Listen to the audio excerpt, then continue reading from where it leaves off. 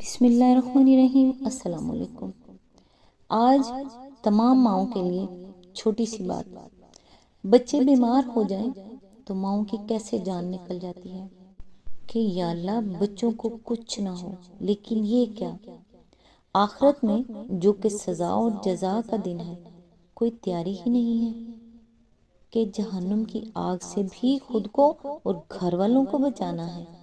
یہ کیسی محبت ہے کہ صرف بچوں کو دنیا دنیا دنیا ہی دے رہے ہیں، بچوں کو آگ کے پاس نہیں جانے دیتے کہ بیٹا ہاتھ جل جائے گا۔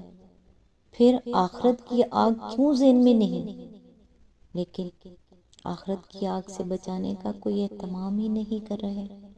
بچائیے خود کو، گھر والوں کو جہنم کی آگ سے، اپنے بچوں کو جس کا ایندھن پتھر اور لوگ ہیں، انہیں خواہ کتنا ہی برا لگے، انہیں ہر ناجائز کام سے روکیں کہ رب العالمین کے سامنے کھڑا ہونا ہے۔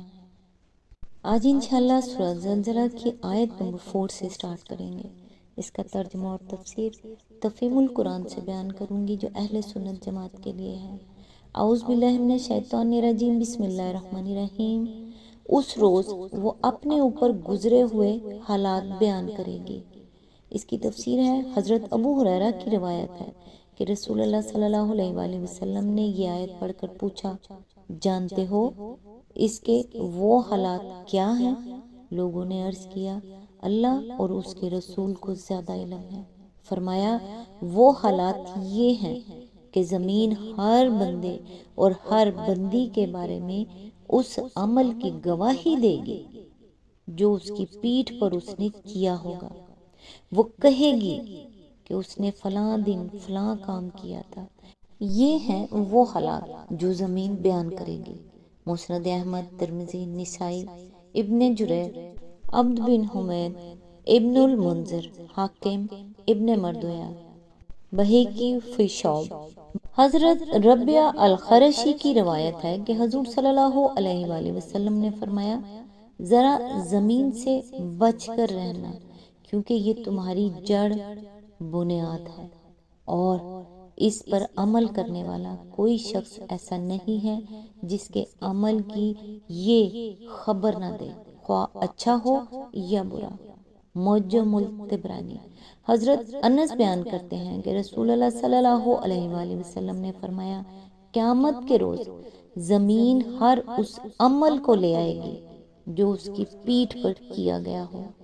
پھر آپ نے یہی آیات تلاوت فرمائی۔ ابن مردویہ، بہیقی۔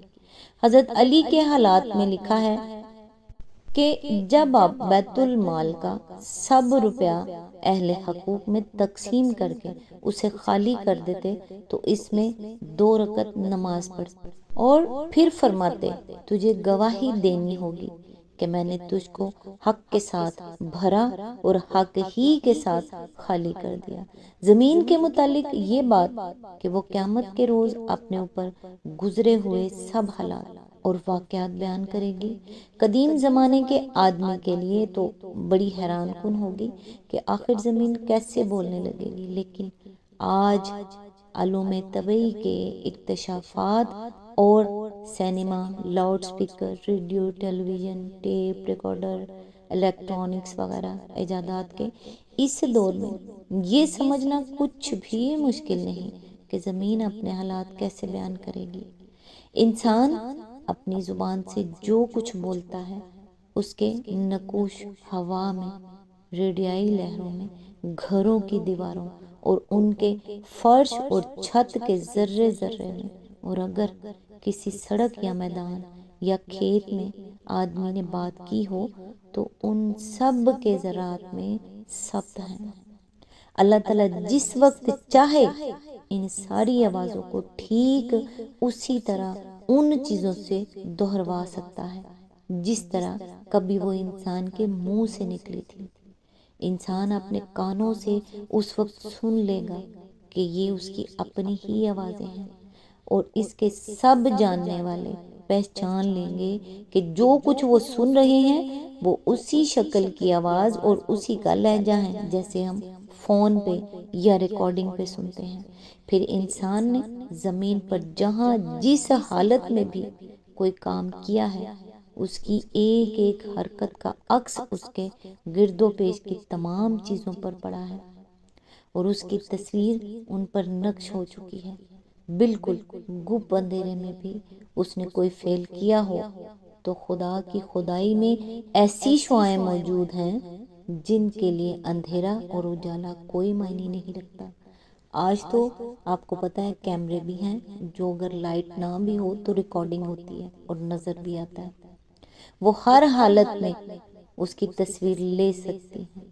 یہ ساری تصویریں قیامت کے روز ایک متحرک فلم کی طرح انسان کے سامنے آ جائیں گی اور یہ دکھا دیں گی کہ وہ زندگی بھر کس وقت کہاں کہاں کیا کچھ کرتا رہا۔ حقیقت یہ ہے کہ اگرچہ اللہ تعالیٰ ہر انسان کے اعمال کو براہ راست خود جانتا ہے، مگر آخرت میں جب وہ عدالت قائم کرے گا تو جس کو بھی سزا دے گا انصاف کے تمام تقاضے پورے کر کے دے گا۔ اس کی عدالت میں ہر مجرم انسان کے خلاف جو مقدمہ قائم کیا جائے گا اس کو ایسی مکمل شہادتوں سے ثابت کر دیا جائے گا کہ اس کے مجرم ہونے میں کسی کلام کی گنجائش باقی نہ رہے گی۔ سب سے پہلے تو وہ نامہ اعمال ہے جس میں ہر وقت اس کے ساتھ لگے ہوئے کرامن کاتبین اس کے ایک ایک قول اور فعل کا ریکارڈ درج کر رہے ہیں۔ قاف آیت نمبر 17 to 18، الانفطار آیات 1 to 12۔ یہ نامہ اعمال اس کے ہاتھ میں دے دیا جائے گا اور اس سے کہا جائے گا کہ پڑھ اپنا کارنامہ حیات، اپنا حساب لینے کے لیے تو خود ہی کافی ہے۔ بنی اسرائیل آیت نمبر 14۔ انسان اسے پڑھ کر حیران رہ جائے گا کہ کوئی چھوٹی یا بڑی چیز ایسی نہیں ہے جو اس میں ٹھیک ٹھیک درج نہ ہو۔ سورہ الکہف آیت نمبر 49۔ اس کے بعد انسان کا اپنا جسم ہے جس سے اس نے دنیا میں کام لیا۔ اللہ کی عدالت میں اس کی اپنی زبان شہادت دے گی کہ اس سے وہ کیا کچھ بولتا رہا ہے۔ اس کے اپنے ہاتھ پاؤں شہادت دیں گے کہ ان سے کیا کیا کام اس نے لیے۔ سورہ النور آیت نمبر 24۔ اس کی آنکھیں شہادت دیں گی، اس کے کان شہادت دیں گے کہ ان سے اس نے کیا کچھ سنا۔ اس کے جسم کی پوری کھال اس کے افعال کی شہادت دے گی۔ وہ حیران ہو کر اپنے اعضاء سے کہے گا کہ تم بھی میرے خلاف گواہی دے رہے ہو۔ اس کے اعضاء جواب دیں گے کہ آج جس خدا کے حکم سے ہر چیز بول رہی ہے اسی کے حکم سے ہم بھی بول رہے ہیں۔ سورہ حامیم السجدہ آیت نمبر 20-22۔ اس پر مزید وہ شہادتیں ہیں جو زمین اور اس کے پورے ماحول سے پیش کی جائیں گی، جن میں آدمی اپنی آوازیں خود اپنے کانوں سے اور اپنی حرکات کی ہو تصویریں خود اپنی آنکھوں سے دیکھ لے گا۔ اس سے بھی آگے بڑھ کر یہ کہ انسان کے دل میں جو خیالات، ارادے اور مقاصد چھپے ہوئے تھے اور جن نیتوں کے ساتھ اس نے سارے اعمال کیے تھے وہ بھی نکال کر سامنے رکھ دیے جائیں گے، جیسا کہ آگے سورہ عادیات میں آ رہا ہے۔ یہی وجہ ہے کہ اتنے قطعی اور صریح اور ناقابل انکار ثبوت سامنے آ جانے کے بعد انسان دم بخود رہ جائے گا اور اس کے لیے اپنی معذرت میں کچھ کہنے کا موقع باقی نہ رہے گا۔ سورہ المرسلات آیات 35-36۔ یہ بالکل ویسا ہی ہے جیسے آج کوئی آپ کی ریکارڈنگ یا کوئی ویڈیو ایسی سامنے آ جائے جس میں بندہ خود سوچے کہ اب میں یہاں انکار کیسے کر سکتا ہوں، کیسی بات ہے۔